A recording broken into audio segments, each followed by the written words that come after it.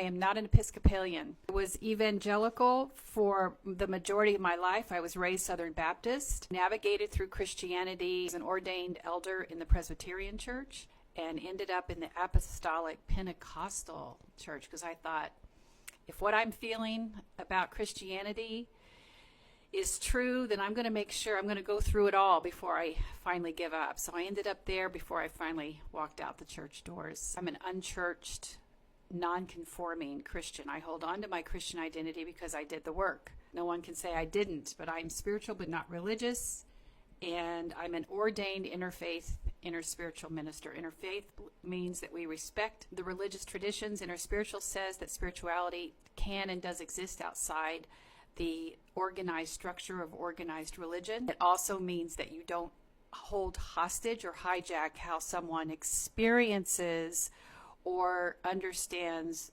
divine connection.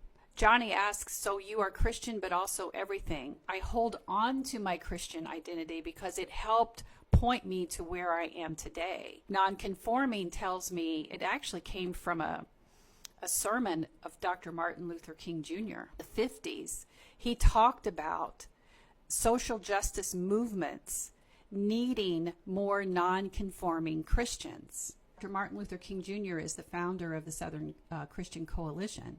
So right down the street, he was up against Southern Baptist Church, who were hiding the people who wore white robes on Saturday night and came and praised Jesus on Sunday morning. It depends on where your religious beliefs were taking you. His took him to found the Southern Christian Coalition, so using his beliefs to try to advocate for equal rights, for civil rights, the rights of black people. In his sermon, he talked about being a nonconformist so that you would release these indoctrinations that compelled you to believe that you were morally and spiritually better than someone else based on the color of your skin.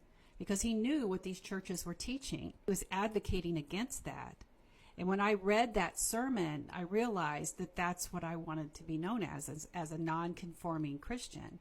And to hold on to your Christian identity does not mean that you hold on to any of the theology. It means that it's a path that held your spirituality. But it doesn't mean that it has to be a container that's just siloed. It's not what it means at all, at least not to me. Now, you'll go out and talk to some other denominations who say you have to believe like we do, and you have to judge people who don't look like, love like, or believe like we do, or you're not a Christian.